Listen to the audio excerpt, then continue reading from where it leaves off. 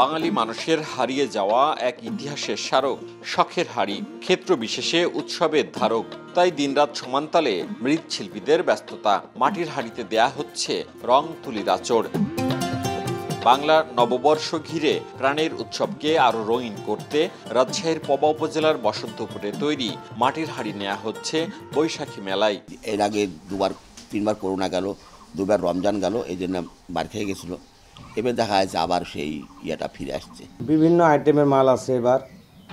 আর এবার মেলায় যাব সোনারগাঁ লোক কারুশিল্প জাদুঘর, তারপরে বাংলা একাডেমিতে। সংস্কৃতির নানা অনুষঙ্গ ও ছাত্র জনতার অভ্যুত্থানকে গুরুত্ব দিয়ে মঙ্গল শোভাযাত্রার প্রস্তুতি উত্তরের এ জনপদে। শোভাযাত্রার থিম লাঙল, কৃষির অপরিহার্য অনুষঙ্গ, বই ও কলম শিক্ষার্থীদের মূল মন্ত্র।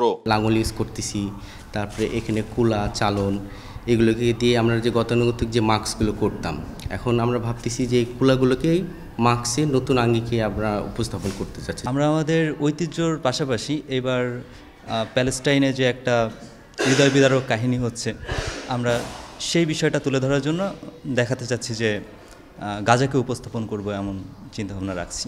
প্রস্তুতি শুরু হয়ে গেছে এবং আশা করা হচ্ছে আমাদের বৈশাখীর আগে আমাদের প্রস্তুতিটা সম্পূর্ণ হবে। যেভাবে দখলদার কর্তৃক হত্যা, নারী ও শিশু হত্যা, নির্যাতন চলছে, সেই আলোকে মানবিক কারণেও আমরা খুব মর্মাহত।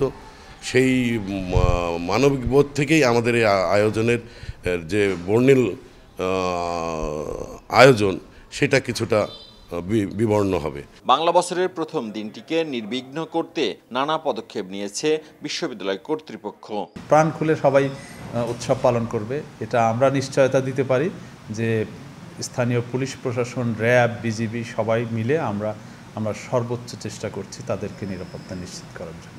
পহেলা বৈশাখের র্যালি ও শোভাযাত্রা ঘিরে সতর্ক অবস্থানে আইনশৃঙ্খলা বাহিনী। মওদুদ রানা, সময় সংবাদ, রাজশাহী।